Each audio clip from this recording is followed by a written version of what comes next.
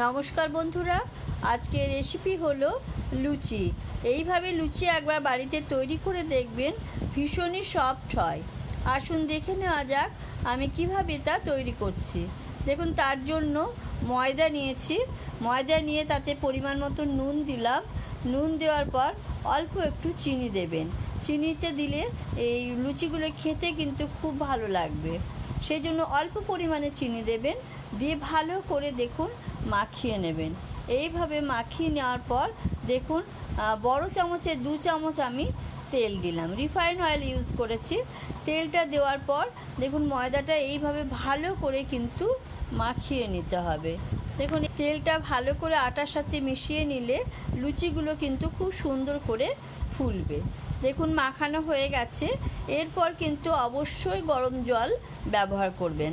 আটাটা কিন্তু নর্মাল জলে মাখবেন না, গরম জল, ঈষদুষ্ণ গরম জল নিয়ে কিন্তু ময়দাটা মাখবেন। এতে করে কিন্তু আর ময়দার লুচি খুব নরমও হবে, আর আপনার যে রবারের মতন একটা ব্যাপার হয় সেটা কিন্তু একদমই আসবে না, খুব সুন্দর সফট হবে। দেখুন এইভাবে গরম জল দিয়ে সমানে কিন্তু ভালো করে মাখিয়ে নিতে হবে। দেখুন এইভাবে ভালো করে আমি পুরো ময়দাটাই কিন্তু মাখিয়ে নিলাম। গরম জল দেওয়ার ফলে কিন্তু ময়দাটা এত সুন্দর সফট হয়, তারপর যখন লুচি তৈরি করে খাবেন লুচি কিন্তু ভীষণ নরম হবে। দেখুন ময়দাটা কিন্তু ভীষণ সফট মাখা হয়েছে, দেখেই বুঝতে পাচ্ছেন।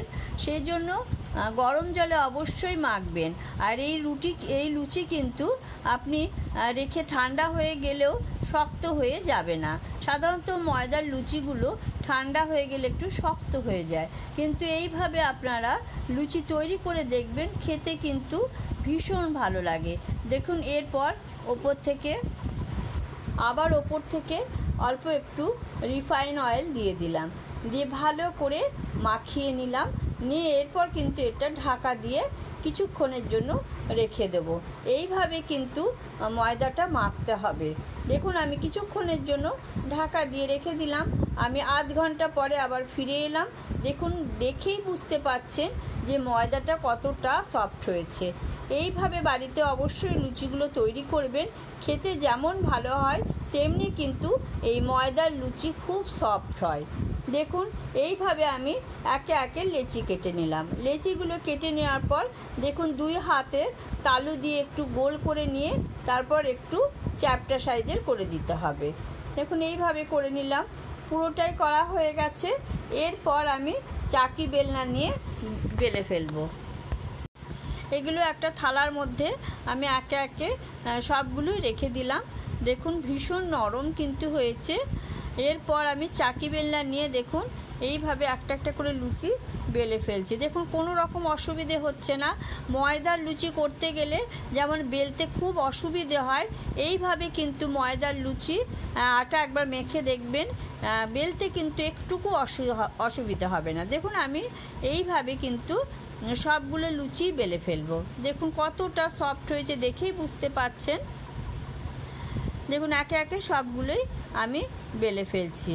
দেখুন কতটা সফট হয়েছে সেটা বোঝাবার জন্যই আবার একটা বেললাম, সেটা আপনাদের সাথে শেয়ার করছি। দেখুন দেখেই বুঝতে পারবেন। বা সবগুলোই দেখুন এইভাবে বেলে নেব। এরপর আমি কড়াইয়ে তেল গরম করতে দিলাম। রিফাইন অয়েলে আমি লুচিগুলো ভাজছি, সেই জন্য রিফাইন অয়েল দিলাম কড়াইয়ের মধ্যে।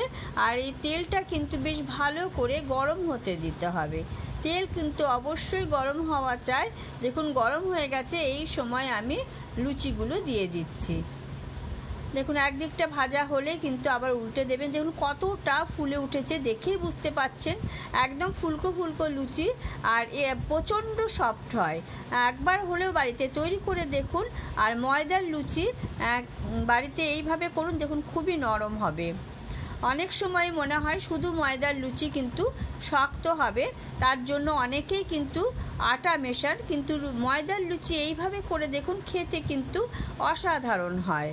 আবার অন্য কোনো ভিডিও নিয়ে দেখা হবে। ততক্ষণ পর্যন্ত টাটা।